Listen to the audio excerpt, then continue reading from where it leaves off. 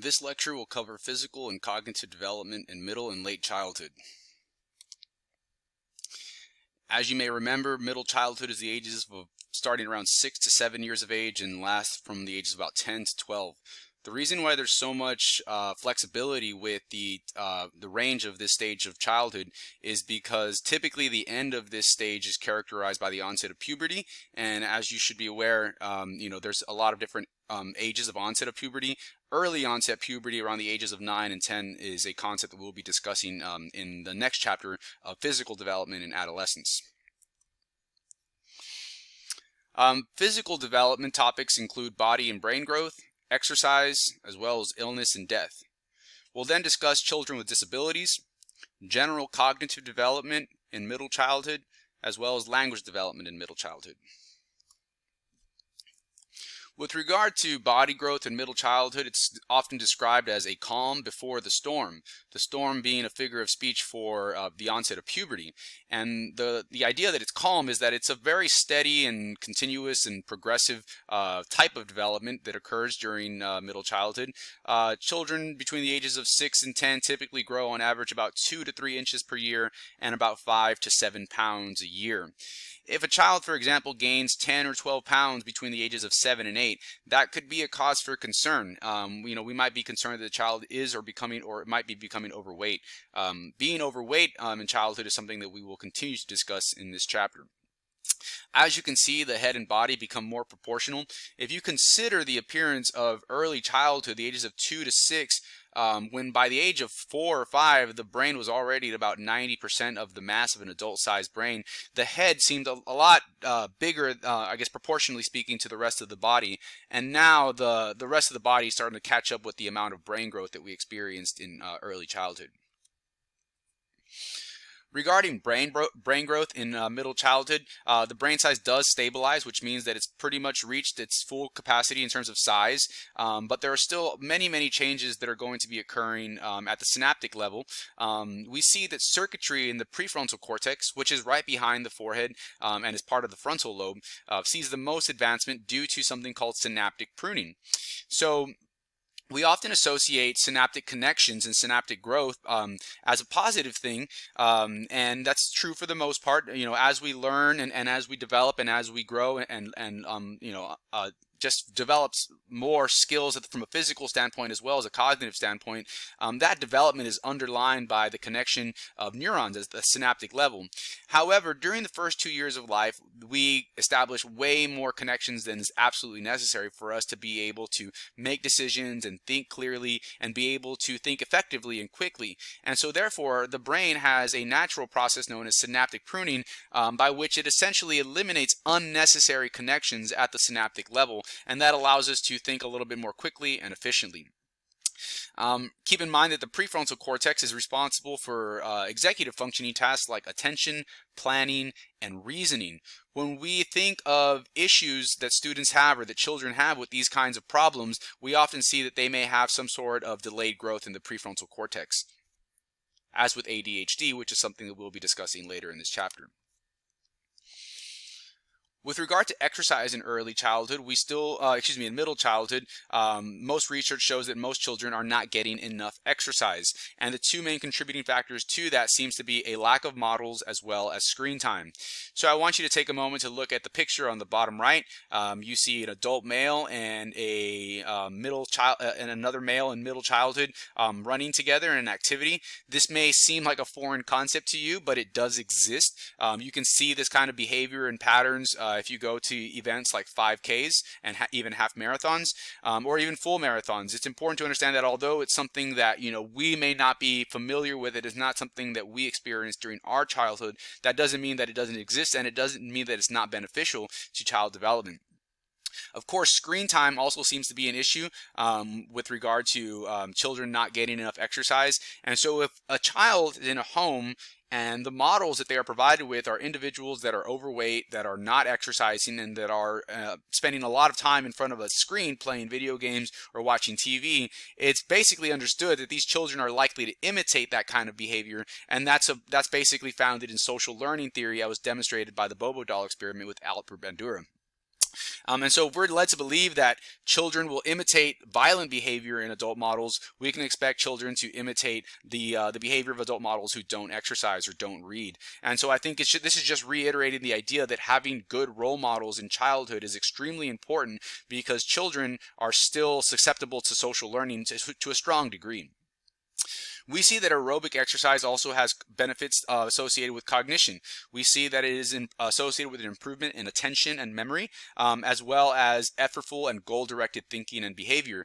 So when we exercise, oftentimes there's an associated problem with it. For example, we might be thinking about how far we're going to run and how long it's taking us to run that distance. And so all of that thinking is actually really, really conducive to problem solving and creativity as well, because sometimes we have to create an exercise regimen for ourselves, or we have to come up with some sort of activity to engage in. So we do see that aerobic exercise and exercise in general seems to have a lot of benefits outside of physical development. With regard to health, illness, and disease in middle childhood, we still see that motor vehicle accidents are the most common cause of severe injury, as they were in early childhood. Many of these vehicle accidents are preventable. Children being overweight, that's also associated with a lot of other issues regarded with health issues, breathing issues, cardiovascular issues. We see juvenile diabetes occurring. We do see that being overweight is both influenced by genetics and environment. But much like with motor vehicle accidents, environmental causes are usually preventable, or those risks can be mitigated. And as it says here, screen time should be contingent on exercise. And all that means is that if a child is spending, all day in front of a screen, it should call for basically an immediate intervention, saying that the child needs to basically engage in some sort of movement and physical activity. A child should not be allowed to spend an abundant amount of time in front of a screen without engaging in any exercise. We see that cancer is the second leading cause of death in middle childhood. Most of these cancers are not preventable, and so therefore when we look at all of these different issues regarding health and illness and disease in children, we need to consider which of these issues or which of these problems are preventable, and we should try to focus on trying to mitigating the risks associated with those problems. All right, moving on to children with disabilities. We'll first discuss learning disabilities and then discuss ADHD, attention deficit hyperactivity disorder. We'll then move on to autism spectrum disorder and then emotional and behavioral disorder.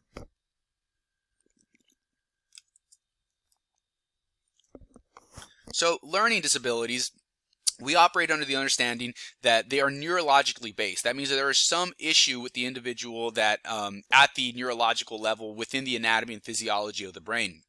These issues can impair their reading, writing, or spelling. The most common of these issues is going to be dyslexia. And so these individuals struggle with reading and spelling. We have other issues like dysgraphia and dyscalculia, and these individuals have significant issues with their handwriting ability and mathematical abilities. The chart on the right shows us that about 5% of all children in public schools, that's about 1 in 20, has a learning disability. And so when you think about the task that public school teachers are faced with, if they receive 20 students in a classroom, there's a significant chance that at least one of those children is going to suffer from a learning disability such as dyslexia. But in addition to those children that have learning disabilities in the public school system, we see that some of them, about 3%, have speech or hearing impairments. They might have a speech impediment like a stutter, or they might be deaf. We see that about 1% of children in public schools are intellectually disabled. That means that they have an IQ below 70. We used to refer to these individuals as mentally retarded, or we used to describe the condition as mental retardation. We'll be discussing intelligence later in this lecture. Autism also accounts for about 1% of children in public schools, and then we also see that about 1% of children in public schools suffer from an emotional disturbance. And so when you consider the general population of a school district, whether it be 300 or 3,000, you can apply these percentages, these rates, to get a better understanding of what the public school system general population looks like in terms of the rate of disabilities or autism or emotional disturbance. So we'll begin with discussing attention deficit hyperactivity disorder. It is a neurodevelopmental disorder characterized by inattention, hyperactivity, and impulsivity. It is associated with several factors, including genetics. We see that identical twins, there's a very high concordance rate, which means that if one identical twin is diagnosed with ADHD, there's a very, very high chance, and even a stronger chance than if they were fraternal twins, that the identical twin will be also diagnosed with ADHD. We see that cigarette and alcohol exposure during prenatal development is associated with the diagnosis of ADHD in middle childhood. This is also associated with low birth weight. And so one of the things that brain imaging studies have shown is that children that are diagnosed with ADHD have a smaller than average prefrontal cortex. And the prefrontal cortex we've discussed is responsible for decision making, attitude, and planning our behaviors. And so that's one of the things that a lot of children with ADHD struggle with. They're very impulsive. They struggle with paying attention. Many of them are hyperactive. And so what we see is that children who are born with a low birth weight, or children that are born prematurely, many of them are underdeveloped. And so if a child is born on January 1st, and they are born 4 months prematurely, and there is another child that is also born at January 1st, and they basically went through the full gestational period of 9 months. That child that is born, they're both born on the same day, but the child that went through 9 months of gestation, in theory, can be considered 5 months older than the child that was born 5 months prematurely or 4 months prematurely. And so what ends up happening is that a year later, they are both considered to be 1 year of age, but there's still going to be a significant difference between the child that was born prematurely and the child that was not born prematurely. And what we see is, what we believe is that, or the research shows or indicates that these patterns may continue throughout early and middle childhood. And so therefore, these children that are born with a low birth weight are born prematurely, and they're essentially considered to be younger than the rest of the class from a developmental standpoint. Many of them are more likely to have a smaller prefrontal cortex and also display these symptoms of ADHD, and therefore be diagnosed with the disorder. And so that basically concludes a lot of the information regarding ADHD. There's a great video that's attached here in this slide, and it basically is a pair of interviews with children, and one of them is diagnosed with ADHD and the other is not. And it's really fascinating to see how they behave differently and how they respond to questions differently. Now, autism spectrum disorder is a very broad diagnosis, and it's a very misunderstood disorder. What's important to understand is that because it's a spectrum disorder, it means that there is a wide range of symptoms that individuals can display in order to meet the qualifications for diagnosis of the disorder. And so, let's say there is a list of 8 to 10 different symptoms that an individual can display. They may only need to meet 5 of those symptoms in order to basically qualify for a diagnosis. These are some of the most common symptoms that we see with individuals who are diagnosed with autism spectrum disorder. Typically, they have deficits in social interaction and communication. Many of them struggle with language development. Some of them are completely mute. Many of them struggle with social interaction and interpersonal communication. And that also affects the amount of relationships and friendships that they're able to have. We see that many of them engage in restricted and repetitive patterns of behavior. So a common example of a repetitive pattern behavior might be flapping hands as if they were wings. This is a behavior that we do see in infancy and early childhood, and in itself, it doesn't constitute a diagnosis for autism spectrum disorder. But what we see is there are some individuals that meet the qualification, or many individuals that meet the qualifications for autism, and they display these restricted repetitive patterns of behavior, and for an extended amount of time, a much higher period of time than average, and this can have an influence on, for example, their motor skill development. Because if a child is spending an excessive amount of time flapping their hands, that's going to prevent them from being able to, focus on grabbing a pencil and being able to learn how to write and learn how to draw.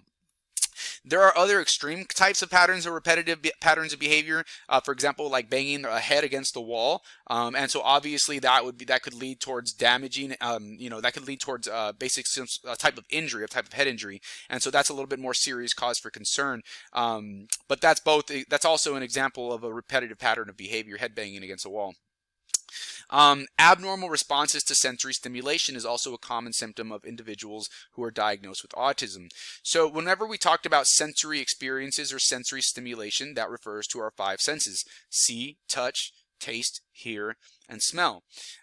For many children with autism, many people with autism, they have an abnormal response to auditory stimuli or tactile stimuli or visual stimuli. So for example, auditory stimuli is stuff that we can hear. And so these children, some of these children might have an abnormal response to like a loud sound. Imagine maybe a child with autism who's at school and the fire alarm goes off.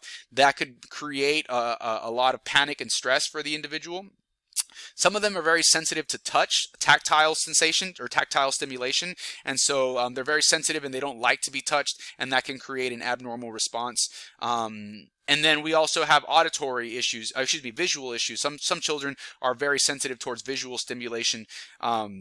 We see that children with autism also have difficulty with nonverbal communication. So we, as humans, when we communicate, a lot of our language is using nonverbal communication. So for example, we might wave to each other to say hi or bye.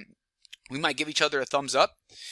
We might point in a particular direction, and that might be kind of a signal to another person to look in that direction or to go or move in that direction. Children with autism really struggle with nonverbal communication, and many of them have a restricted range of interests. And so the video that's attached here, it shows a child who has autism and certainly has abnormal responses to sensory stimulation. I believe he's blind. He displays repetitive patterns of behavior like hand flapping.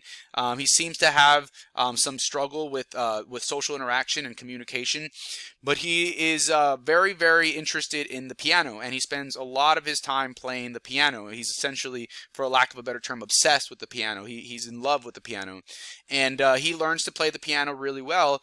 And so oftentimes people with autism are depicted, for example, in movies and even in this video, as someone who has a unique ability. And oftentimes people assume that that ability has a biological basis to it. But what we should consider is that, these individuals, they might have a restricted range of interest into one concept like computers or music in this example, the piano. And just like anyone else, if you spend 8 hours of your day every single day just focused on this one topic or this one concept, whether it be computers or whether it be music, you're likely going to become an expert in that field, or you're likely going to be perceived as a genius in that field. These people with autism, they essentially have this, you can even think of it as a gift really, or an ability to really just focus in on one concept for an extended period of time, much longer than other people might be able to. And so I think it's important that we obviously cater to these individuals' interests and cater to their skill set. Unfortunately, because they have such a restricted range of interests and they struggle with communication, and many of them have these abnormal responses to sensory stimulation, that does make having relationships very difficult for many of them. The other thing I want you to remember about individuals that are diagnosed with autism is that we have basically mild, moderate, and severe cases of autism. In the most severe cases, these children are nonverbal.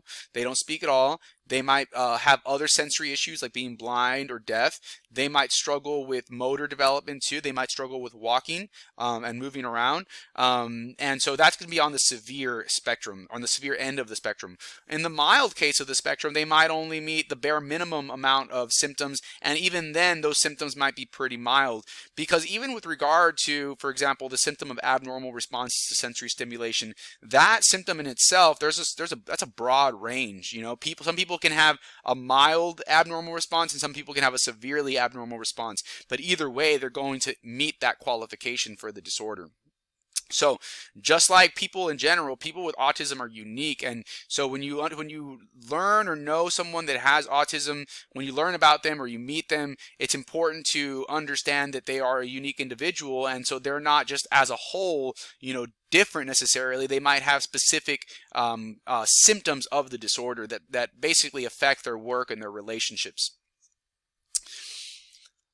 Children with emotional and behavioral disorders, these are issues or disorders that involve emotions like aggression, depression, or fear. If you ever see a video of a child maybe yelling a lot or becoming physically violent with an adult, these children are often diagnosed with emotional or behavioral disorders. It's much more common in boys than it is in girls.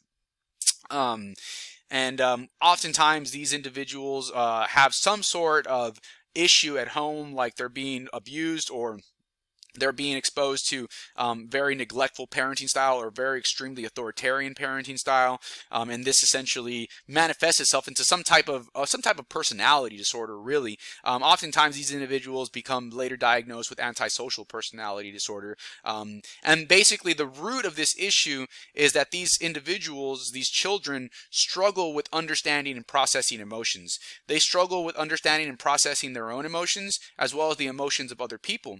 And in the previous chapter of early childhood, we were talking about emotional development. And just like all the other concepts that we've discussed, it's a range. And some people have very high quality emotional development, and some individuals have such poor emotional development that they struggle with these issues like aggression, depression, and fear. And then it interferes with not only their own ability to learn, but it also interferes with the abilities or the opportunities for other people to learn. And they also might start basically violating the rights of other people in a sense, as like things like stealing, or becoming physically aggressive with other people. And so when you think of like a really, really extreme example of a bully, oftentimes these individuals can meet the qualifications for emotional and behavioral disorders, and they often struggle with being able to manage and understand their own emotions as well as the emotions of others. Regardless of what a child is diagnosed with, whether it's autism or ADHD or emotional behavioral disorder, what we're going to do as a school district is we're going to create an individualized education plan, also abbreviated as IEP. This is a type of behavioral contract that exists between students, parents, and educational professionals like educational diagnosticians, teachers, of course, perhaps some sort of administrator like a vice principal and a counselor. The idea is that we're going to create some sort of plan. Oftentimes it's a behavioral plan that has rewards and punishments associated with behaviors. The idea is that it is tailored to the individual. It provides them with the also accommodations that are going to allow the child to be more successful. Accommodations could be like private testing, or we could provide them with an emotional support coach, or we can provide them with a reading tutor.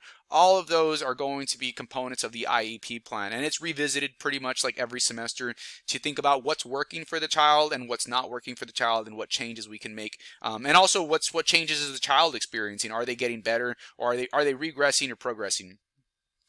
Ideally, we want to create the least restrictive environment. We want their educational experience to be as similar as possible to all other children. And ideally, we're going to create a situation of inclusion where they are not taken out of the classroom. That is basically a last resort. We do not want to remove children from the regular classroom and put them in some sort of isolated area or some sort of special education classroom. We only want to do that if it's absolutely necessary.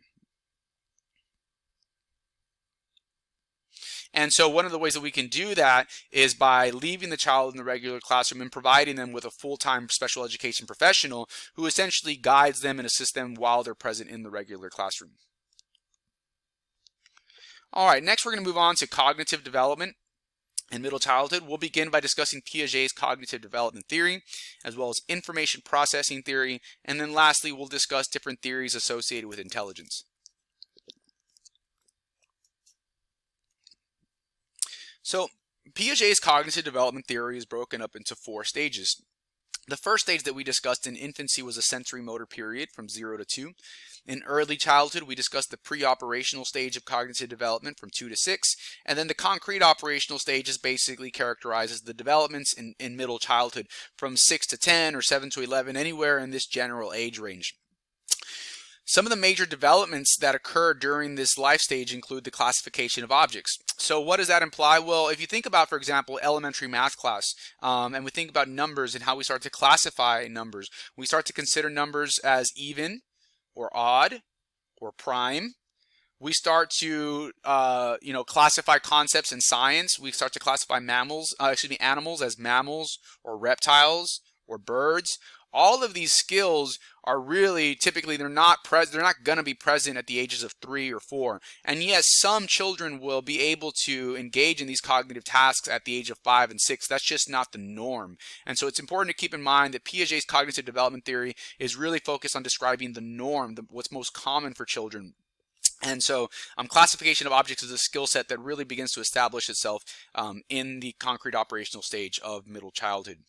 And then seriation, this is another ability. This is being able to order along a quantitative dimension. So again, going back to math class, what you might see on An elementary math assignment is having children order numbers from least to greatest or greatest to least.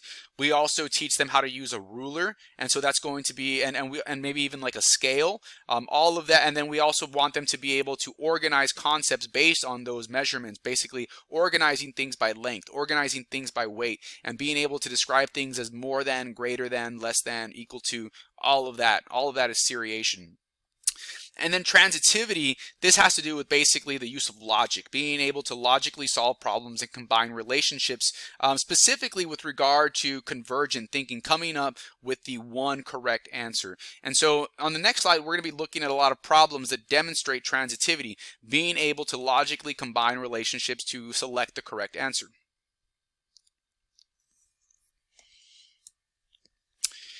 So this first problem, this is a problem that you could typically expect to see a similar type of problem like this on an elementary placement exam. Or like, for example, we were trying to determine if a child was gifted or if we were giving them an intelligence test. This might be a problem they might see. And the purpose of this problem is to measure their logical thinking abilities. Transitivity, like we discussed on the previous slide. Can they combine relationships? And so I want you to consider just looking at the problem, the pictures, without looking at the words on top. Now, you have probably had a lot of experience in solving these types of problems, and you can probably deduce that the correct answer is the small seashell. That's going to complete the four box matrix. Because on the top we have a large star that is paired with a small star, so we probably want to have a large shell that's paired with a small shell. Now, we can understand that. We can probably solve that problem without reading. But for a second grader, a 7-year-old or a 6-year-old who's never seen this type of problem, they might have to read the text at the top. It says, do you see these 4 boxes? In the top row, the pictures go together in a certain way. Now look at the bottom row. Do you see the empty box? Which of the 4 pictures on the side goes with the picture in the bottom box the same way the 2 pictures in the top row go together? That is a lot of reading. That is, a paragraph of information. It's basically 4 sentences, and the last sentence is pretty long. Now, this problem is not meant to test a child's reading abilities, but it's moreover meant to test their logical problem-solving abilities. But imagine if a child has dyslexia. Imagine if a child has poor vision and they require glasses, but they don't know that they need glasses. Imagine if a child's first language isn't English. It might prevent them, all of those things might prevent a child from being able to understand what this question is asking them to do. And so if they can't understand what the question is asking them to do, they may struggle with answering the question. And it's not necessarily going to be a valid score because they don't understand the question, and so therefore it's very difficult for them to provide the correct response. And so it presents the question, if we were to provide them with some sort of accommodation, whether it be maybe reading the question out loud to them, or maybe providing the question in their native language, or making sure that they have reading glasses, all of those would be examples of accommodations to ensure that the child can solve the problem, or has an equal opportunity to solve the problem. This next problem on the right is also a test of transitivity, logically combining relationships. It's certainly more difficult than the problem on the left. So what we see is a balance beam on the left that shows that 2 triangles, a square, and a circle are equal to, in weight, to a star, a square, and a circle. And so using that information, we see that a star is equal to which combination of shapes? The correct answer is going to be 2. The reason for that is because if we go back to the original scale and we remove the square and the circle from each side, we would be removing an equal amount of weight, and it would still be balanced because we would have 2 triangles on one side and a star on the right side. That is not an easy problem to solve for a 5-year-old. It's just not, they're going to struggle with this. A student pointed out also that these triangles in the correct answer are basically pointed right side up compared to the triangles here that are pointed right side down, or pointed downward. And I think that, that's something that could also confuse a child. And we were talking about conservation tasks in early childhood, part of Piaget's theory, where part of one of the major developments we experience there is we understand that just because something looks different or is inverted or takes on a different shape, that doesn't mean, or a different direction in this case, that doesn't mean that it's lost any certain properties like mass, for example. Although the conservation task that we saw in early childhood had more so to do with water. This is another similar problem. You should probably be able to answer this one. The answer is 5. And we have one more. Now, one of the things you might notice right off the bat is that the picture quality is not as good as the rest of the problems that we've seen, and so it's kind of blurry. And so this might be what a problems look like for children that have some sort of vision issue. Some of you might be trying to solve this problem, so I'll give you a minute. The answer is 4. On the left side, we have stars that are moving from backwards to the front, yellow, red, blue, and so we're going to have that same pattern with the pentagons with 4. So remember, I was telling you that this is an example of a test that we might give a student to determine, give a child to determine if they belong in the GT classroom or the advanced placement classroom, the advanced classroom. Or maybe we're just trying to measure their intelligence and we want to describe their intelligence. Or maybe this is going to determine whether or not they can enter the 2nd grade. They can skip a grade, for example. I'm sure you're well aware that children have the opportunity to test out of a particular grade level and basically jump from the 2nd grade to the 4th grade, for example. Well, how are we going to describe the children that get all of these questions correct? How are we going to compare them or describe how are we going to compare them to or describe the children that get all of these questions wrong or only get one of these questions right? Obviously, there is a difference in the cognitive abilities of these children. And how are we going to describe those differences, and what are we going to do about those differences? Those are the questions. Those are the real world questions that we need to consider, that, children's performance on these tests, that's going to dictate, what we do to them, essentially. We'll be talking about IQ a little bit later today, a little bit later in this lecture. Before we get there, I want to discuss information processing theory. Information processing theory is another perspective of cognitive development. It's more modern than Piaget's approach. Piaget's approach is it's basically broken down into stages, like the concrete operational stage, which we just finished discussing. But information processing theory doesn't have stages. It's a non-stage theory, and it kind of has a computer systems analogy, basically saying that the mind is like a computer and that we can process information and save data and retrieve that data and open files and that kind of stuff. IP theory, information processing theory, it establishes a lot of different skill sets, cognitive skill sets that we have. One of those skill sets being our short-term memory or working memory. So our short-term memory or our working memory is whatever it is that we're thinking about in this given moment. We can handle several ideas at any given time. Typically, the numbers from maybe like 7 different ideas or 7 different words at any given time we can process, which is why, like, when we're kind of reading ahead as we're reading something, we can jump forward 3 to 5 words and know what we're going to be reading in the next few seconds. But we cannot, look forward throughout the entire paragraph. We just can't hold that much stuff in our short-term or working memory. Now, creative or divergent thinking, this is a skill set. It's the ability to come up with multiple solutions to problems. So when you think of divergent lines, that means they're kind of lines that are going away from each other. And because they're basically, in theory, or the analogies, they're going to different solutions. And so when we ask children to think creatively, to come up with all of the possible answers and all of the possible solutions, that's known as creative or divergent thinking, and that's a valuable skill set. Unfortunately, a lot of the skill set that we tend to focus on in academics and in school is on critical or convergent thinking. Now, critical and convergent thinking is very important because sometimes we need to evaluate evidence and produce a single correct answer that everyone can agree on.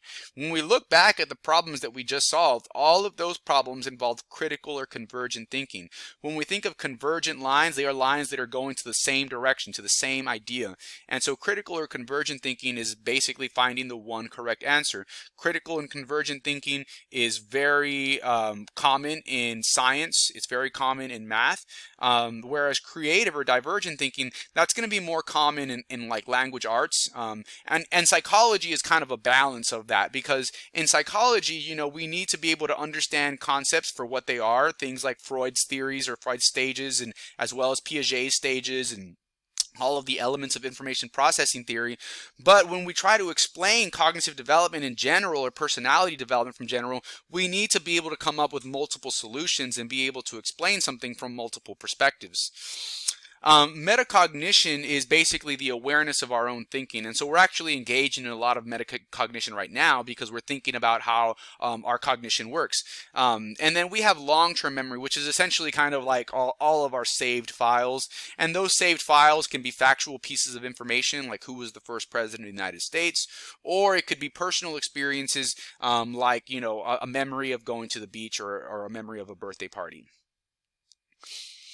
With regard to factual pieces of information, though, like who was the first president of the United States, oftentimes we do consider people who have lots of that type of information stored in their memory. We tend to think of them as more intelligent, because when we look at modern intelligence tests, part of that IQ test is about how much knowledge do you have retained, essentially. You know, are you able, so for example, when we see people on Jeopardy or people at trivia night, and they're answering all of these questions because they know all of these facts, all of these pieces of information, well, they're pulling all of that from their long-term memory. And I mean, I think that it does lend some idea to their intelligence. It does give us some insight into how their mind is working and how much information they have stored in their mind.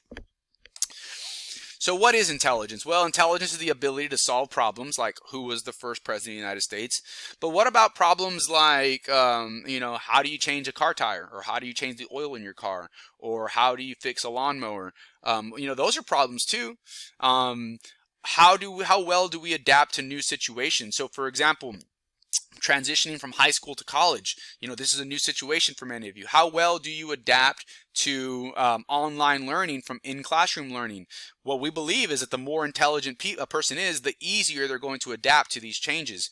And furthermore, all humans make all humans make mistakes, but you know, we assume that the individuals that learn from those mistakes and learn from those experiences, we assume that they're more intelligent.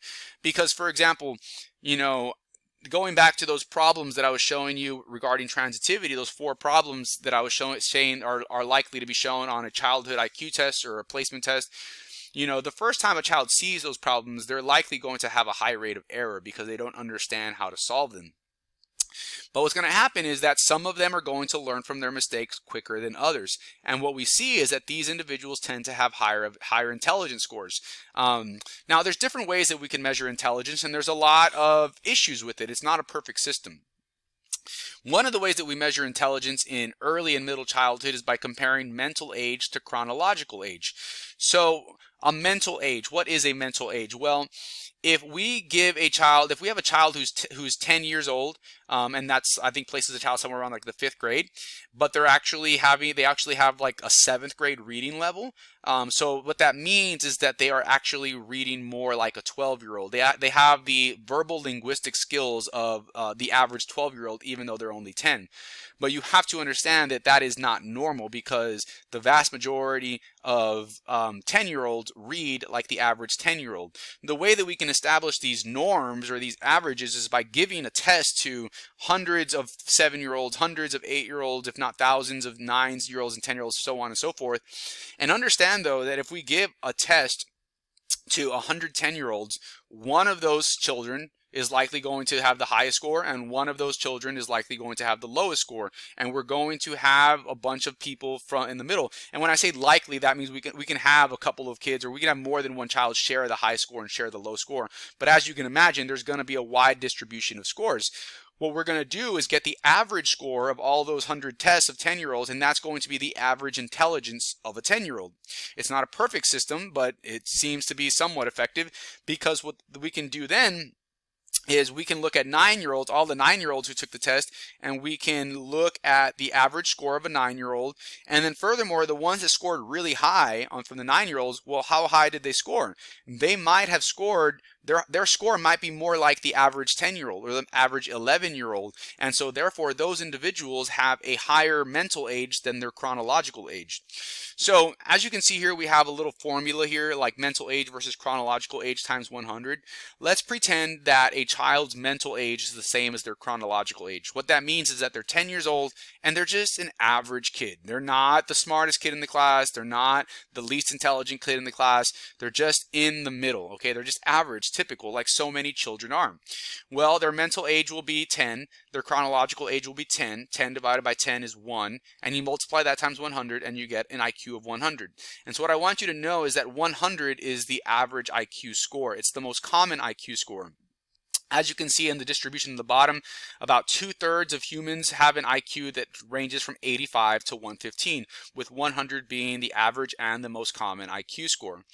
Now let's say we have a child who has who's only 5 years old. That's their chronological age. But when we give them an IQ test, they actually score like the average 7-year-old. So their mental age is going to be 7. So we do 7 divided by 5. That's going to give us 1.4. We multiply that times 100. That gives us a score of 140, which, as you can see, looking at the distribution on the bottom, that's extremely high. And so what does that say? That basically says that they score in the 99th percentile because they have a score of 140. And only 2% of people, excuse me, only 2% of 10-year-olds, actually, we're talking about a 5-year-old now, only 2% of 5-year-olds are going to have a score above 130. This child has a score of 140, so they're likely in the 99th percentile. But also understand that only about 2% of 5-year-olds are going to be as smart as the average 7-year-old. And also, we're only going to have about 2% of 7-year-olds who are about as smart as a 5-year-old. Why is that? Why is it that we have about 2% of all 7-year-olds that are only functioning, cognitively speaking, like a 5-year-old or a 4-year-old? What is going on there? And how do we describe these individuals? Well, the truth of the matter is that if a child scores below 70 on an IQ test, then they are going to be diagnosed with an intellectual disability, also known as mental retardation. These individuals are going to struggle with solving problems. They're going to struggle with adapting to new situations, and they're going to struggle to learn from their experiences. Many of these individuals will not be able to, learn how to read proficiently. Many of them will not be able to solve complex problems. Many of them won't be able to use money or currency because that involves logical problem solving and understanding relationships between money and coins, and being able to add and subtract. That's just a skill set that they're not going to have if their IQ is below 70, or not likely to have if their IQ is below 70. Now, modern IQ tests do not use this mental age versus chronological age formula, and I'm going to explain the reason for that now, is that there is a significant difference between the average 7-year-old and the average 5-year-old in terms of their intelligence. And there is a 2-year chronological age difference. And yes, if we get 100 7-year-olds and we test their knowledge versus 100 5-year-olds, the 7-year-olds are just going to be significantly smarter on average than the 5-year-olds. But let's say we get 122-year-olds and 124-year-olds. Think about that. And we compare the intelligence of the 22-year-olds and the 24-year-olds. There's still that 2-year difference in chronological age, but the mental age difference is insignificant. I mean, at a certain point in our development, our intelligence levels off, and we think that somewhere in adolescence, that basically the intelligence that we have in adolescence, that's pretty much going to be our intelligence as we move forward in life. And so, for example, what I'm saying is that a child's IQ, there's going to be a high correlation between their childhood IQ and their adulthood IQ. And so later on in this lecture, we'll look at how IQ has, a genetic influence as well as an environmental influence. But it really just stresses the importance of providing young children with a sufficient amount and a more than sufficient amount of stimulation, of cognitive stimulation, whether it be books or informational programming, because this is essentially going to be the time that their intelligence is being established. And in a traditional IQ test, we have lots of different subtests. So we'll have a linguistic test that measures our reading comprehension. We'll have a logical transitivity test, like the problems we saw earlier today with the shapes. we'll have a almost like a trivia section, where we ask people to, how much. Basically, it's essentially trivia. There's some randomly designed questions that are meant to measure, does a person know who the first president of the United States was. And so think about that. First of all, that has a cultural bias to that. And so that's another issue with IQ tests, because, someone might be able to solve lots of problems and adapt to new situations and learn from experiences really well. And they might speak 5 languages, but then they move to the United States and, they don't know English that well, and they're not familiar with United States history. And so their IQ test score might be invalid. That might not be a fair IQ test. And furthermore, we have lots of people who are really good at certain skill sets, like practical skills, like mechanics and working on cars, and some people that work really well with people and have a high degree of emotional intelligence as well. Unfortunately, those things aren't measured on an IQ test. IQ tests are really fixated on numbers, words, and factual pieces of information. Convergent thinking, essentially. And so now we're going to look at different theories of intelligence that try to explain all the different types of intelligence that we have. The first theory of intelligence is developed by a guy named Sternberg, and his triarchic theory, tri meaning 3, basically states that humans have 3 different types of intelligence. And some of these types, they might have a stronger intelligence in one than another. And so one of them might be essentially their dominant type of intelligence. So analytical intelligence, this is basically convergent thinking intelligence, critical thinking. It's best suited for academics and testing, like IQ tests or aptitude tests like the SAT and the ACT and the GRE, and also college algebra. Like all of that is analytical intelligence, statistics, math, all that stuff. And so we focus a lot on that in traditional education. Creative intelligence is best suited for producing original or divergent responses. So we typically think of creative minds as people who do really well in art, whether it be drawing or painting or poetry. But of course, when you're writing, anytime you're writing an essay, yes, we have to follow certain rules of grammar, which involves analytical intelligence. But you can also add your own flair, if you will, your own style. You can be an original writer. You can be creative in the words that you use. And so, as you can see, a concept like English, it's a little bit more balanced between analytical and creative intelligence. Psychology is also that way too, because we need to be able to understand all of the factual pieces of information that were presented to us by theorists and the scientific method. But at the same time, when we're trying to solve a problem regarding psychology, we need to offer multiple solutions. We need to think creatively. We need to try to explain it from a behavioral perspective, as well as a cognitive perspective, as well as a physiological perspective as well. So that's why psychology is also considered an art form. It's both a science and an art. And so, yeah, I think that's probably another way we can think of analytic versus creative, science versus art. And then we also have practical intelligence, which is knowledge and experience for real world situations. And so practical intelligence, we can kind of think of it like street smarts, Does a person know the importance or how to communicate with other people? Do they know how to handle a job interview? Do they know how to dress for a job interview? Do they know how to change the oil in their car? Do they know how to cook for themselves? Do they know how to file their taxes? All of that is practical, real-world experience, real-world stuff. And granted, some of those problems might include analytic intelligence, creative intelligence as well. Especially like thinking back to like how to dress for a job interview. Like when you think of like fashion design, obviously that has a lot to do with creativity as well. So all of these things I think work together to some extent, but I think it's important that we establish our strengths and our weaknesses, not just for ourselves, but also for other people, because when we are assembling a team, whether it be in a professional setting or specifically seeking in a professional setting, we want to make sure that we are giving people the problems to solve that are suited to their specialty, basically what they're good at. Now, Howard Gardner's theory of intelligence basically discusses 8 different types of intelligence. A lot of these are kind of aligned with some of the classes that we've taken that we offer at the college, or even the classes we take like in the K through 12 system. So for example, bodily kinesthetic intelligence, that's kind of like PE, physical education. You can get a degree in kinesiology, and for some people they understand how the body works. And so when we think of people who are professional athletes or professional dancers, they have a high degree of balance and coordination. And Gardner believes, and you may disagree or agree with him, that is basically a type of intelligence, because certainly it's a skill set that has to do with cognition, and there are some people that have that skill set and some people that don't. Interpersonal is how we communicate and relate with other people. So you think of people like who are like maybe counselors or teachers or psychologists. Obviously, they need to be able to relate with other people and communicate with them. And so that would be like people smart. Unfortunately, it's pretty clear by now that body smart and people smart, bodily kinesthetic and interpersonal intelligence, these are not tested on IQ tests. So IQ tests, like, it's important to keep in mind that, they do have some purpose, but at the end of the day, they don't measure all theories of intelligence, at least according to Gardner. Ultimately, you have to be able to think for yourself and be able to look at the pros and cons and the strengths and the weaknesses of all of these different theories. Next, we get to verbal, linguistic, and logical mathematical abilities. Obviously, that's going to be analytic intelligence, or book smarts, word smart and logic smart, computers and books.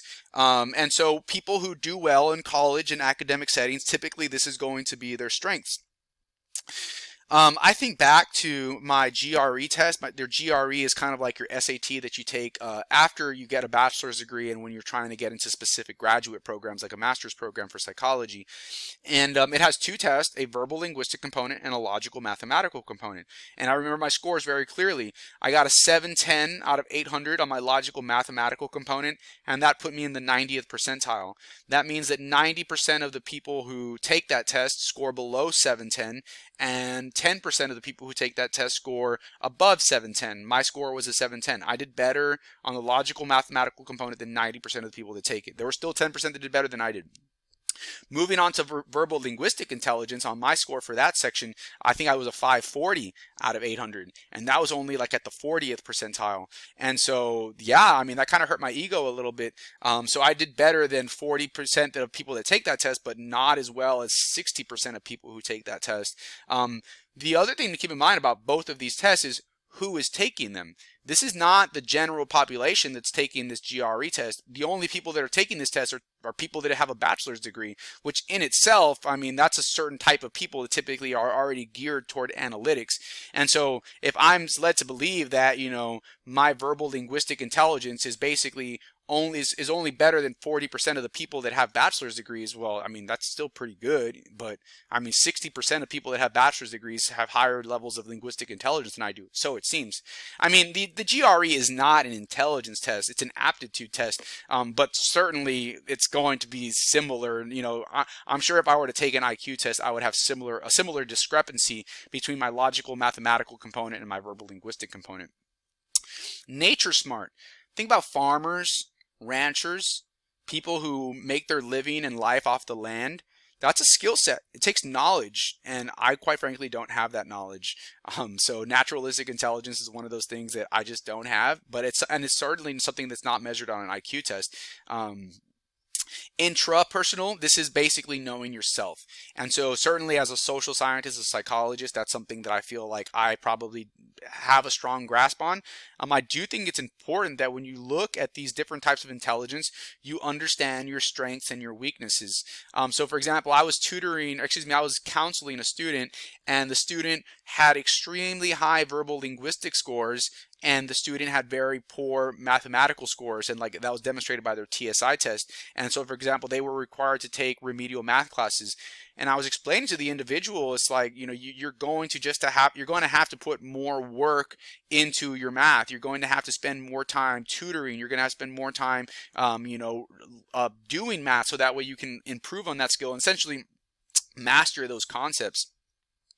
Visual spatial intelligence, of course, we have people who make a living with film and television and art, and so we operate under the understanding these individuals have a high degree of visual spatial intelligence. And same can be said and understood for people who do well with music. The last piece of information here regarding intelligence demonstrates that identical twins who share 100% genetic similarity have a higher degree of similarity in their intelligence than fraternal twins. Fraternal twins only share 50% of their genetic similarity, or their genetic material.